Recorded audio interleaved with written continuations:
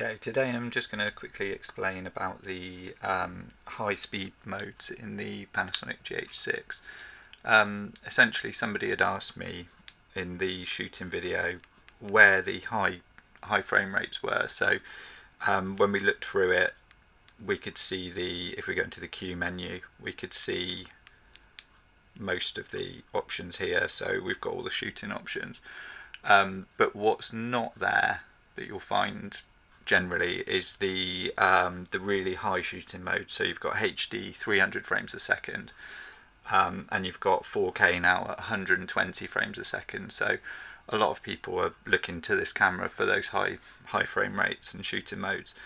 So the reason for this is because essentially these are the kind of base video formats, so you can choose what you want from here. So let's say we want the 300 frames in HD. What we need to do is pick the codec we want for the HD. So we've got various options in there: 420, 422, and so on, all intra.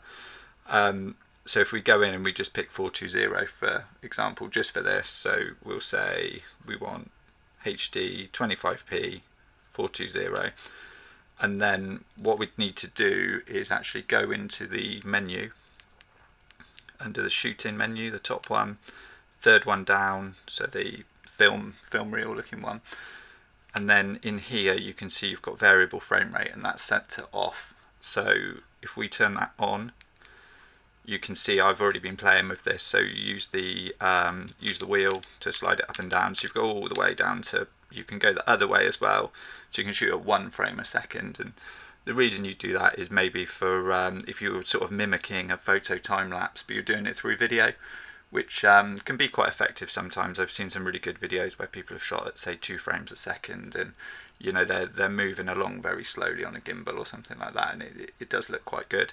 So that's something you can play around with. But right up at the other end here we've got 300 frames a second, so you can see it's working it all out. So that's sort of 8.3% of 25 frames a second.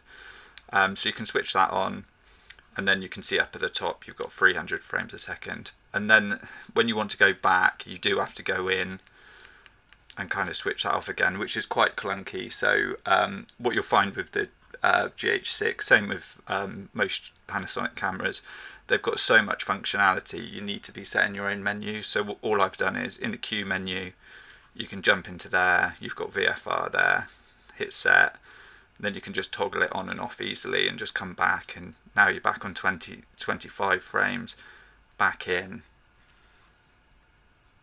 Now we're back on 300 frames, so it's just really quick to sort of navigate in and do that.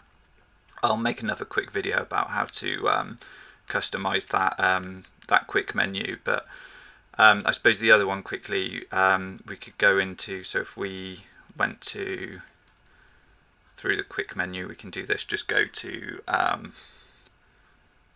we'll say we pick one of the 4K modes, so I'll just pick 4K 25 to 422 there, and we've already got VFR on. So if we go into that, you can see at that 422 mode we can actually only go up to 60. So what we need to do is go into 4K 420 and then jump into VFR again, and then you can see our VFR settings have changed and we can go all the way up to 120.